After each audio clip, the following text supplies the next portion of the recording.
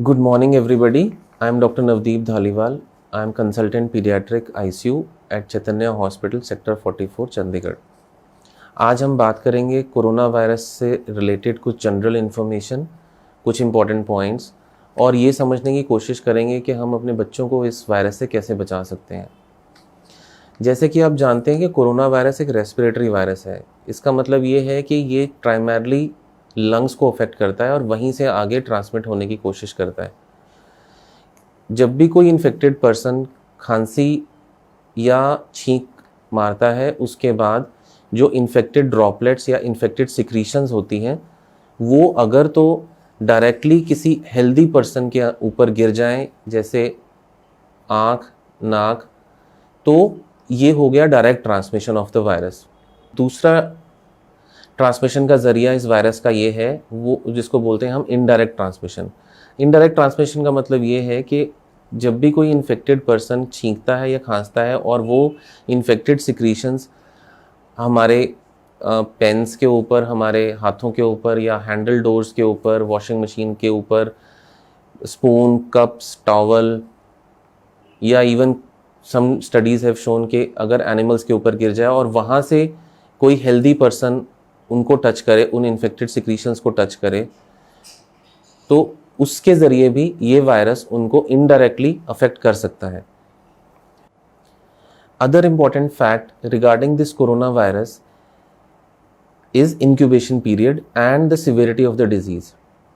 Incubation period मतलब जब virus एक हेल्दी पर्सन के अंदर आएगा और कितने टाइम के अंदर सिम्टम्स आने के चांसेस हैं। जनरली ये सिम्टम्स जो हैं ये 5 से 7 दिन के बीच में आने शुरू हो जाते हैं, बट कुछ पेशेंट्स में ये 2 हफ्तों के बाद भी आए हैं। एक बार वायरस अंदर आ गया बॉडी में तो मोस्टली तो पेशेंट्स जो हैं वो एसिम्टोमेटिक भी हैं। Like 20 to 30% patients are asymptomatic, जिनको कोई सिम्टम्स ही नहीं होगा। ये एडल्ट्स भी हो सकते हैं, बच्चे भी हो सकते हैं। और दूसरे हैं mild category, mild to moderate category, which is a huge amount, which is a huge number. Like 70 to 80% तो हमारे माइल्ड टू मॉडरेट कैटेगरी के सिम्टम्स उन पेशेंट्स में होंगे और बहुत ही रेयर जो होंगे वो होंगे सीवियर कैटेगरी के patients. Mild to moderate category के सिम्टम्स में most common signs and symptoms हैं cough, high grade fever with chills, shivering, body aches. कुछ बच्चों में ये लूज मोशंस और डायरिया जैसे भी प्रेजेंट करता है। मसल पेन्स, बॉडी एक्स तो मैंने जैसे आपको पहले बताया।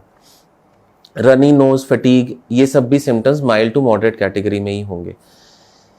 सीवियर सिम्टम्स जनरली ये देखा गया है जिनको बैकग्राउंड में कोई कार्डियक डिजीज़, हार्ट डिजीज़ हो, कोई लंग डिजीज़ हो, कोई किडनी ट्रांसप्लांट हुआ है, कोई लॉन्ग टर्म स्टीरॉइड्स पे है या इम्यूनिटी सप्रेसिव ड्रग्स ले रहे हैं, उनमें ज़्यादातर उन पेशेंट्स में देखा गया है कि सीवियर सिम्टम्स मतलब सांस लेने में दिक्कत, इतनी ज़्यादा दिक्कत, निमोनिया, दोनों लंग्स में निमोनिया, इतनी ज़्यादा दिक्कत हो गई कि आईसीयू में एडमिट करना पड़ा और वेंटिलेटर पे भी जाना पड़ा, या फिर मल्टीपल ऑर्गन फेलियर्स वायरस की वजह से ही। तो ये हो गए सीवियर कैटेगरी वाले सिम्टम्स। बट थैंकफुली ये सिम्टम्स सीवियर कैटेगरी वाले पेशेंट्स हमारे पास कम हैं। इवन डेफिनेटली बच्चों में तो ये बहुत ही रेयर है कि सीवियर कैटेगरी वाले सिम्टम्स मिलेंगे।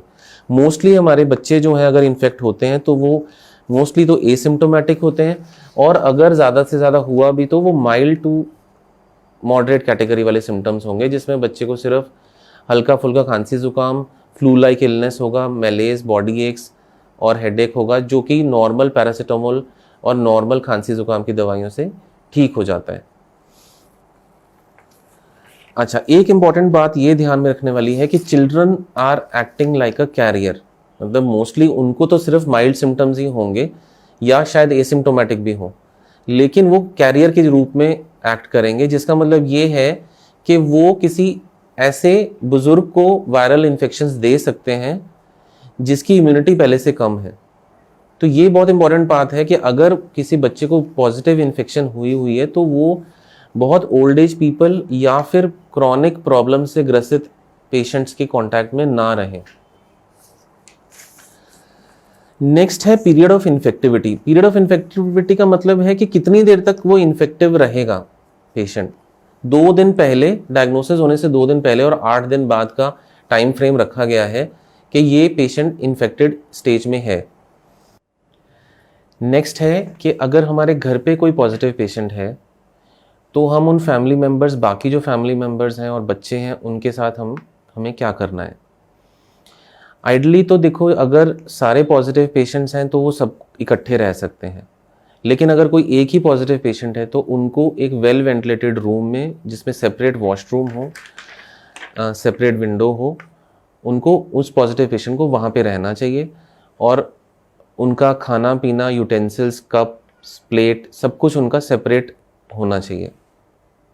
जो अगर उस घर में कोई बच्चा है तो उसको एक continuously healthy care giver, healthy person उसको सुबह से शाम तक देखें।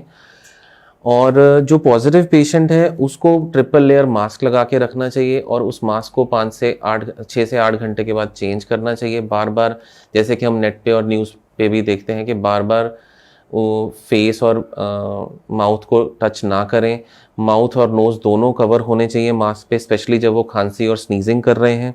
दूसरा है कि इसमें, जैसे हमें सब पता है, हमें मालूम है कि वायरस की जो ट्रांसमिशन है वो सबसे ज़्यादा ब्रेक होती है अगर हम मास्क पहने। और दूसरा है कि hand hygiene, hand washing is very very important. हम अपने और अपने बच्चों का हाथों को बार बार 40 सेकेंड तक मिनिमम सोप एंड वाटर से धोएं।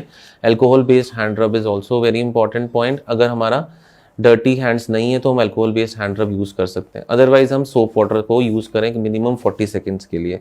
मास्क को डिस्कार्ड कर दें। और दूसरा है कि इन्फेक्टेड जो भी सिक्रीशंस या रुमाल पे लगी हैं या किसी कपड़े पे लगी हैं, उनको भी हम डिस्कार्ड करें। लास्ट है कि हमने भी अपने हॉस्पिटल में home based management of positive Covid contact patients हमने स्टार्ट किया हुआ है। इसमें हम, ये हमारा 17 डेज़ का प्लान है। इसमें हमारा जो स्टाफ है वो सुबह शाम उन पेशेंट्स को फ़ोन करते हैं कि आपके बच्चे हेल्दी हैं या नहीं हैं, या उनको माइल्ड टू मॉडरेट सिम्टम्स हैं, और हम ये जल्दी से जल्दी डिटेक्ट करने की कोशिश करते हैं कि जब वो बच्चे कहीं ज़्यादा सीरियस तो नहीं हो रहे। मैं भी उनमें 3rd 4th डे में उन पेशेंट से और पेरेंट्स से बात करता हूँ पर्सनली कि उनको कोई डेंजर सिम्टम्स तो नहीं हो रहे।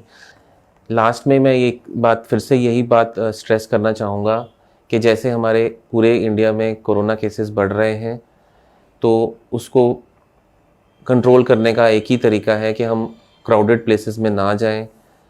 हम हमेशा मास्क पहन के रखें, बार बार हाथ धोएं, खाना खाने से पहले, टॉयलेट जाने से पहले, उसके बाद। और आप हेल्दी रहें। धन्यवाद।